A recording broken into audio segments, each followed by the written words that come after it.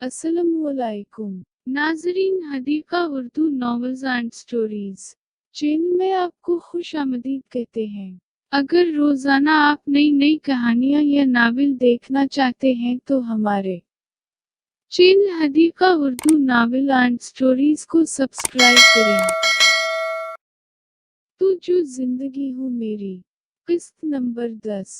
क्या हुआ, ज्यादा दर्द हो रहा है? वो इसे किसी छोटी बच्ची की तरह ट्रीट कर रहा था। वो अपना सर नम हिलाने लगी, लेकिन इंसू थे कि रखने का नाम ही नहीं ले रहे थे। तो फिर रो क्यों रही हैं आप? किसने कहा था सिगरेट छीनने को? वो अपने गुस्से पर काबू करने लगा। जिस चीज से आपको नुकसान होगा उस चीज से मैं आपको दूर रखने की हर कोशिश करूंगी। वो उसकी आंखों में आंखें डालकर कह रही थी, जबकि उसका हाथ अभी भी हसनीन की हाथ में था। वो कितनी ही देर उस पागल सी लड़की को देखने लगा, जिसे ये तक याद नहीं था कि हसनीन ने उसके साथ न जाने कितना गलत किया है। इसे अट्ठा कर लाया, फिर जबरदस्ती शादी की, फिर उसके घर से इसे दूर कर दिया। इसे माहरूख की आंखों में वीरानी, मायूसी, अपनों से जुदा होने का दर्द नजर आ रहा था। माहरूख अपना हाथ इसकी हाथ से छड़ाने लगी, लेकिन सामने वाले का हाथ उसकी कोशिश से ज्यादा मजबूत थी। यहाँ हसनीन ने इसे प्यार से देखते हुए सूफे से उठने से मना किया, जिसका माहरूख पर कोई असर नहीं हुआ। वो अपने दूसरे हाथ की मदद से हसनीन से हाथ छड़वाने लगी, जबकि हसनीन ने उसका दूसरा हाथ भी अपने हाथ में लिया। अब वो शिकायती नजरों से अपने सामने खूबसूरत और जिद्दी शोहर को देखने लगी, जिसकी आंखों में शरारत नाच रही थी। वो अपनी पलकियां झका गई। अब दोनों के बीच में खामोशी थी, लेकिन उस खामोशी के पीछे भी दोनों में जंग जारी थी। उस खामोशी को माहरूख की प्यारी सी आवाज ने तोड़ा। छोड़े मेरा हाथ, मुझे नींद आ रही है। वो उसकी जानिब अपने मुंह मोड़कर कहने लगी, जबकि हसनीन की आंखों में देखने से गुरेज कर रही थी।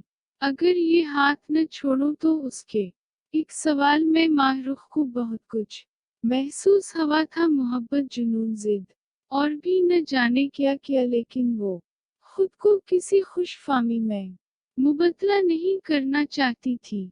इसीलिए चुप रही। बताओ ना, अगर ये हाथ न छोड़ो तो वो फिर से वही बात कहने लगा, तो मैं सारी रात यहीं बैठे बैठे गुजार दूंगी। और क्या? वो कैसी भी तासिर के बगैर आम से लहजे में जवाब देकर खामोश हो गई। माहरूख, मैं तुम्हारी नजरों में कितना गिर चुका हूँ। मुझे पता है मैंने तुम्हारे साथ बुरा किया है, न जाने किन जज्बात में बहते हुए वो सब कर रहा था। किसने कहा आपसे कि आप मेरी नजरों से गिर चुके हैं? और हाँ, मेरे ख्याल में जोड़ियां ऊपर वाला बनाता है मेरे नसीब में।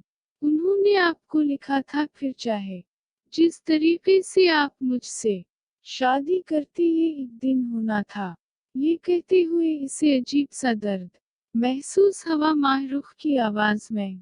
वही ये सब कह कर अपने आंसू को रखने की नाकाम कोशिश करने लगी। हसनीन बेसाख्ता माहरूख को अपने सीने से लगा लिया, और न जाने कितनी ही देर वो उसके सीने पर सर रखे रोती रही। जब वो रोने के बाद खुद को हल्का महसूस करने लगी तो आहिस्ता से हसनीन से दूर हो गई। सर अब भी झुका हुआ था। हसनीन ने उसका हाथ अभी भी अपने हाथों में लिया हुआ था। मैं मानता हूँ मैंने तुम्हारे साथ गलत किया, लेकिन जो मेरे साथ हुआ उसका किया मैंने तो हसन जिलानी का कुछ बगाड़ा भी नहीं था। फिर क्यों उन्होंने मेरे माँ बाप को मरवा दिया? वो रो रहा था। हसनीन शाह मखरूर और अना वाला मर्द आज रो रहा था, वो भी एक लड़की के सामने। हसनीन, मैं अगर आपसे कोई बात करूं तो क्या आप मेरी बात का एतबार कर लेंगे? माहरूख उसका हाथ अपने हाथ में लिए इसे जवाब तलब नजरों से देखने लगी, हाँ हो सकता है। मैं एक बार कर लूं, क्योंकि इतना तो मुझे मालूम हो गया है कि तुम कम अज कम मुझसे झूठ नहीं बोलोगी। बोलो। वो अपने सुर्ख आंखों से इसे देखने लगा। मेरे बाबा ने आपके माँ बाप को नहीं मरवाया। वो सिर्फ एक रोड हादसा था। और हानिया फूफू का नाम मैंने अपने घर पर भी बहुत कम सुना है। पर जब जब सुना है, बाबा के मुंह से सुना है। वो हानिया फूफू से बहुत मोहब्बत करते थे। बाबा कभी भी उनको नहीं मरवा सकते। अगर आपको मेरी बात का यकीन न आए, तो आप अहमद अंकल से पूछ लें। वो आपको बता देंगे ये सिर्फ एक हादसा था और कुछ नहीं। वो अपनी बात खत्म करके इसकी आंखों में देखने लगी, जो अभी वो अपनी आंखें नहीं खोलना चाहता था। बहुत सालों बाद उसने अपने माँ बाप की मौत का जिक्र छेड़ा था। वो मुस्बोट मर्द उस टाइम मुकम्मल तौर पर बखरा हवा था। वो खामोश रहा, कुछ नहीं बोला। माहरुख उसके लिए पानी लाई। ये ले पानी पी ले। वो इसकी भारी मुस्बोट हाथ पर अपना नास्क रख कर इसे अपनी जानिब मुतुजा करने लगी। वो अपनी आंखें खोलकर खाली खाली नजरों से इसे देखने लगा। फिर उसके हाथ से पानी का गिलास लेकर होंठों से लगाया। माहरुख ने खाली गिलास उसके हाथ से लेकर टेबल पर रख दिया और इसे देखने लगी। वो अपना फोन निकाल कर अहमद साहब को कॉल करने लगा। दूसरी जानिब कॉल जा रही थी। आखिर अहमद साहब की आवाज उस तक आई। सलामदा किए बगैर वो काम की बात पर आया। बड़े अबू पुलिस ने मामा और बाबा का केस इन्वेस्टिगेट करने के बाद क्या रिपोर्ट दी थी। वो भी चीनी से पूछने लगा। हसनीन बेटा, वो सिर्फ एक रोड हादसा था। उसमें हसन का कोई ताल्लुक नहीं था।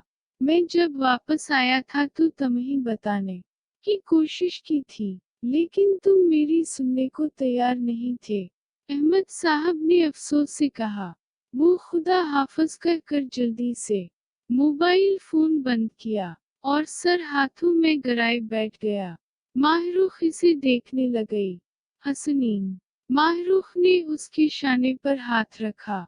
वो अपना सर झुकाए हाथों को आपस में जोड़े बैठा था। सने उसने फिर से मुखातब किया। वो इतना कर कर चुप हो गया। आप ठीक हैं? वो खुद को मुतमईन करना चाहती थी। वो अपनी सुर्ख आंखों से इसे देखने लगा। क्या कुछ इसे याद नहीं आ रहा था? वो उसका खूबसूरत बचपन, खुशियां और खूबसूरत यादें जो शायद अब वो माजी की किताब नहीं खोलना चाहता था। आज वो किताब माहरुख खुद खोल चुकी थी। उसका माजी, उसका बचीन इसकी आंखों के सामने घूम रहा था और एक तल्ख सी मुस्कुराहट उसके होंठों पर दौड़ गई। वो माहरुख को फरामोश कर चुका था।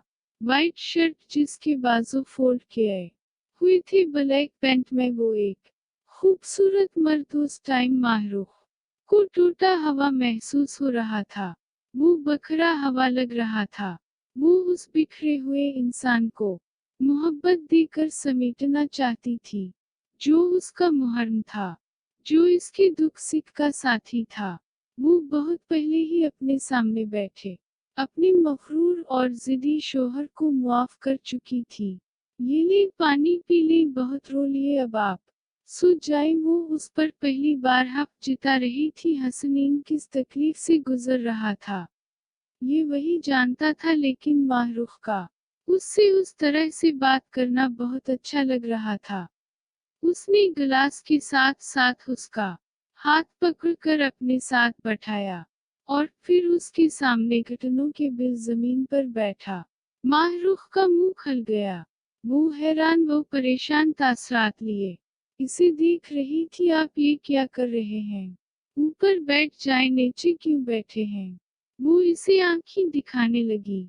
मिस माहरुख हसनीन शाह, क्या आप मुझे मेरे गिना की मुआफी दे सकती हैं?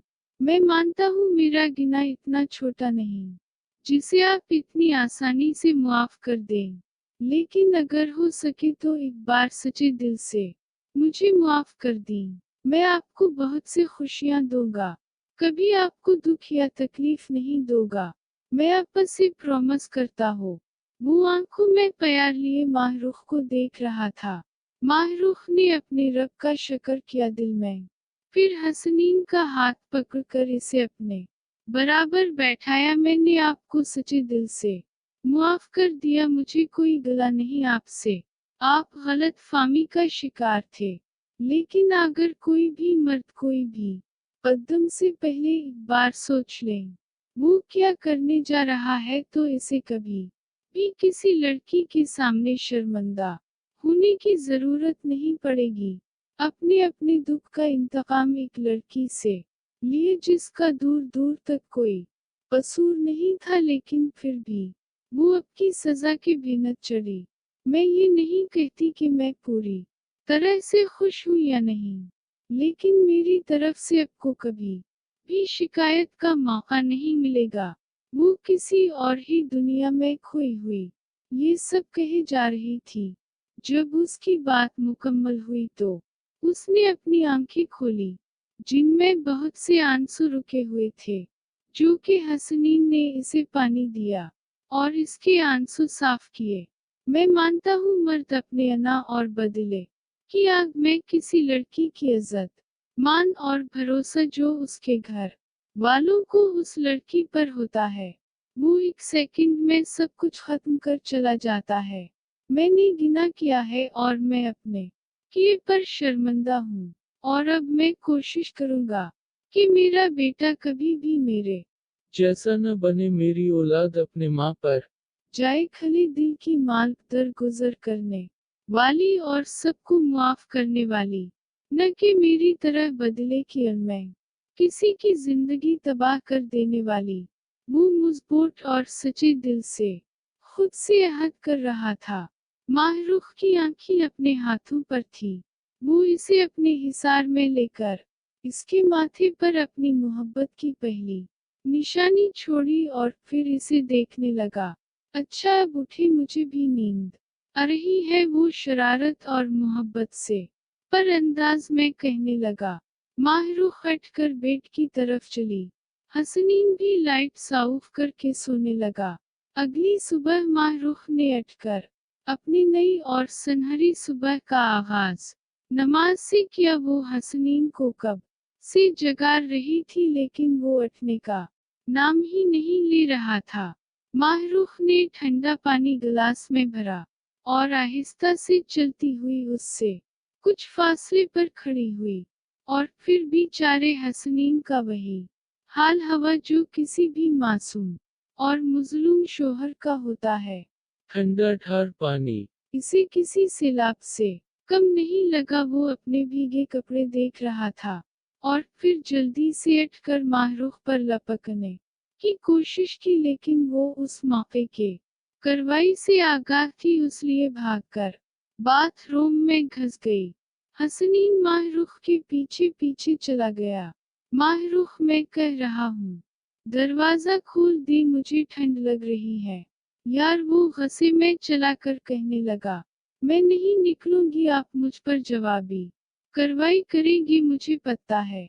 हसनीन के चेहरे पर एक खूबसूरत सी मुस्कुराहट रक्स कर रही थी। जब इतना ही डर था तो ये सब किया ही क्यों आपने? उसने बाथरूम के दरवाजे से टेक लगा ली, क्योंकि आप पट नहीं रहे थे। माहरूख ने घबराते हुए जवाब दिया, अच्छा जी सही है, तो फिर अब डरना कैसा, आ जाए बाहर। और भी जान की काल आई है, वो आपसे बात करना चाहती हैं। हसनीन ने इसे एक बार फिर से बाहर आने का कहा। आप झूठ बोल रहे हैं, मैं नहीं आ रही। माहरूख ने बाहर आने से इनकार किया। हसनीन ने फोन को स्पीकर पर किया तो भी जान की आवाज माहरूख तक पहुंची। वो माहरूख के बारे में पूछ रही थी। भी जान वो बाथरूम में है, आती हैं तो आपसे बात करवा दूंगा। हसनीन का मूड खुशगवार था। माहरूख भी जान की आवाज सुनकर बाथरूम से बाहर निकली और हसनीन के हाथ से मोबाइल लिया। वो ऑफ वाइट पैरों तक आती फ्रॉक में मलबूस दुपट्टा गले में डाले लंबे सल्की बाल उसकी कमर पर किसी आबशार की तरह बिखरे थे। किसी भी मेकअप से पाक चेहरा लिए सीधा हसनीन के दिल में उतर रही थी। वो इसे देखता रह गया। Like, subscribe, press and the bell icon.